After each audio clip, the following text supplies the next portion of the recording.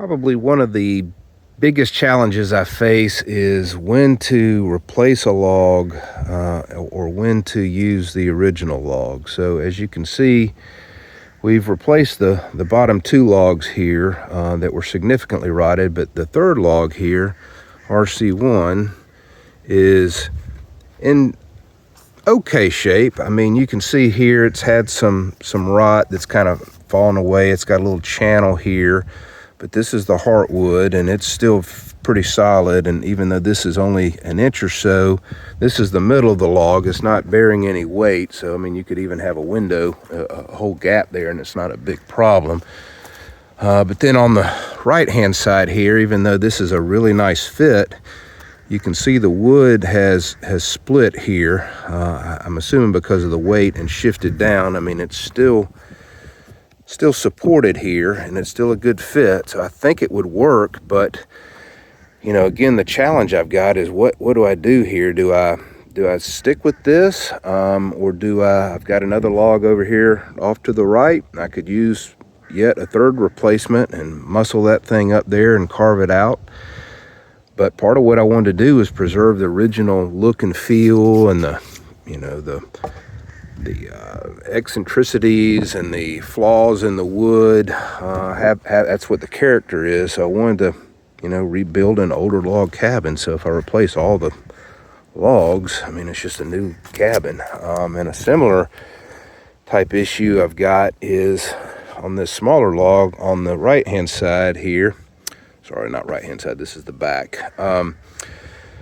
The surface of the log is been, eaten away by a bunch of pests, beetles or something, so to the point to where the surface of the log will just kind of flake up. It's almost like styrofoam type quality. And so you can just peel this away, but then if you scrape at it enough and you get to the underneath, it's pretty solid there. So while this will dent when you hit it with the screwdriver, this is solid.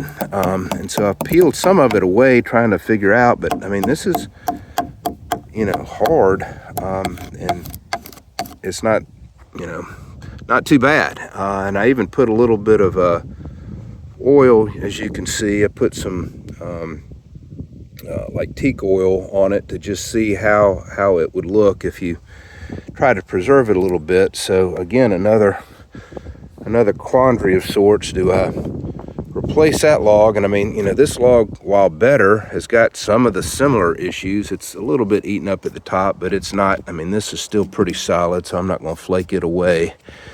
And then the log above it's sort of the similar type thing. So, at some point, what do you do? I mean, you replace all the logs, or do you just kind of move forward and hope these logs have another 50 or 60 years left in them? So I got to figure all that out. Not sure what to do, and it's kind of bothering me right now because I'd hate to, rebuild this whole thing and then have to, fix it in 10 years type of thing. So I don't know. Big decision to make. Well, we've reached a point in the project where it's really just a big sorting exercise, trying to put the pieces together for what's a really big jigsaw puzzle. So off to the left here, I've got some of the, I've been unloading from the piles, and I've got stacked here some of the floor joists that were used in the porch, as well as an old beam over there, and then some of the pieces that were left over from the left side of the cabin, which is where the chimney was. And a lot of these are short and rotted, so I don't think we're going to have to reuse those, so those will need to be replaced. Speaking of replacements, these are the new replacements. So these are the new logs that I purchased from Pomeroy Lumber that they cut for us. So those are ready to be cut if we need to use some new logs, but I'm trying to use as many old logs as I can. Then in the back, we've got a stack of the really, really long logs and some of the logs that go to the back of the cabin. If you can see off to the right, we've got stacks, so we'll get to the rough cut timber at some point in time, but that'll be used for floorboards and for roofing. And then we've got a miscellaneous pile, some miscellaneous piles over here if needed. And then I'm standing on some of the the logs that'll be used for the front of the cabin, and just looking through some of these to see how many of these are going to be too rotted to use. For example, this one right here, probably gonna have to replace that one as well. So it's just a big sorting exercise of trying to put the various pieces together, and that's what I think we're going to be doing for the next several days, if not weeks. Coming back out here after 2 weeks, you can tell my tarp work was substandard. Brand new $90 tarp ripped to shreds and pulled off the whole thing, so we didn't do a good job of protecting from the rain. That's one of the biggest challenges I've got right now, is how to keep all this stuff dry while I'm gone. So we'll keep working on it. We've got some things started here on the right side, so making some progress there and starting to lay out some of the logs there. And then here in the front, on the left side of the front, I've got the logs all lifted up here, and as you can see, again, we've got another issue where this first log on the bottom is pretty rotten, but the second, third, fourth, fifth logs, they all look really good. So probably another replacement, looking at another replacement here on the bottom just to get that clean. So I think what I'm going to do is hop over here to the pile and cut one of the other logs that I didn't use here. So one of these, actually the second log that we replaced here, I'm going to cut it in half, because over here part of it's kind of rotten, but the other half of it looks pretty good. So I think it's going to fit in this place. So we're going to do a little swap. Once again, I spoke a little too soon. Looks like the third log here has got, once I started kind of looking at it, it's got a little, some of these little rough spots here, and you pull some of this stuff up and you find out that it's got a bigger spot than you thought. So get in here, and all this is just rotted out. So once again, don't know what I'm going to do, and then obviously found another one over here that's already been kind of taken out. I knew about that one, but just didn't see it. So it's really hard to find too many perfect logs and all this stuff. It's given me quite a fit. So here's RB1, which will be our replacement. So again, we've already replaced this log because it's so rotten on this side. But I guess some bit of good news is it's not as bad on this side, and probably most importantly, it's got a really good end here with a good dovetail joint. A little bit soft in here, but overall pretty good joint. So I think I'm gonna end up cutting it to size, which is about 101 inches on this side, and we'll have a little bit of an area on the end, but I think I can shave this down or maybe patch it, so we'll give that a try. As an example, I mean, even with this one being fairly rotten on this area, which is the outer area of the sapwood, man, the heart is still solid, super solid. So this is, a good, 10 inches of really good heart pine lumber, even on a quote-unquote bad looking log. It's warming up out here, and you're getting all the little critters coming out to soak up the sun. A bunch of these lizards are living on the cabin and in and around the logs now.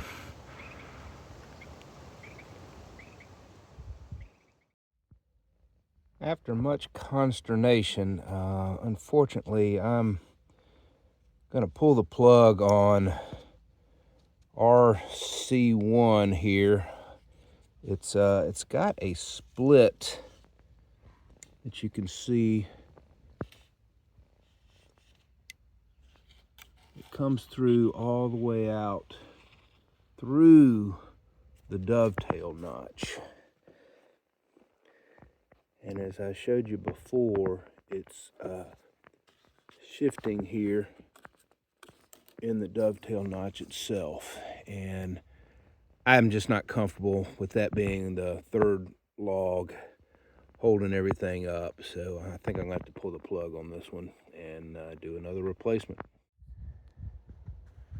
After a discouraging day yesterday, had a nice surprise in the afternoon where my new friend Robert, who helped me get all this good new lumber, came out to check on things and offered to help me with getting this log replaced. So we took down or laid down the original log that we had up here, right, and then we set up this ramp of sorts and some rope pulleys to basically lift it up. So it was a two-person job, and you can see it's a pretty good fit. We did a nice job on the cut here, but just trying to figure out if this is sitting a little bit maybe too high. And Robert actually asked me, he's like, how are you gauging the height of your dovetails? And honestly, I'm sort of just winging it, which may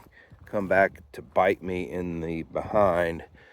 But as long as this beam to me across here stays relatively straight, and I'm kind of just eyeballing the center line and putting a level up, and as long as we keep this wall level and make some minor adjustments as we go up with each new log, and keeping this side level, at least we've got one side level, is my thought. Because each of these gaps, I mean, some are 3.5 inches, some are 3 inches, so trying to gauge all that is really tough. And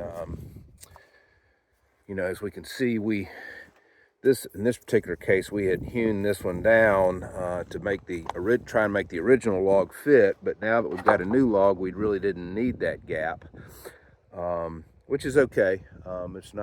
This isn't going to be, everything's not going to be symmetrical on this thing. But I'm trying to figure out if maybe we need to lower this lower this joint, cut in by another 1/2 inch or so, just to lower this side of the log a little bit. But overall, I mean, that looks nice for sure. 3 new logs in place. So what Robert recommended, and I think it was worked a lot better than what we tried with these first 2 logs, was to tie a rope up here and anchor it down below, and tie like a kind of a little loop hitch in here. And what you can do then is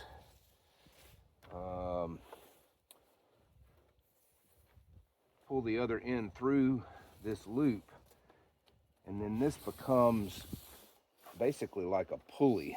And so we loop this around the log, and as we pull on this end, we could just slowly lower the log up. And so we had a rope on both ends, and then once you got to a good point here, you would just tie this off, and and the log would stay held pretty well right here, and it would just rest and hold the log in this loop here while we maneuvered it around, and then got it to a point where we could just gingerly lift it up. But that's obviously a two-person job, but I think Robert's got a much better idea there. One thing I will tell you though, it's better to get a good quality rope, because this cheap ass Home Depot rope is no good.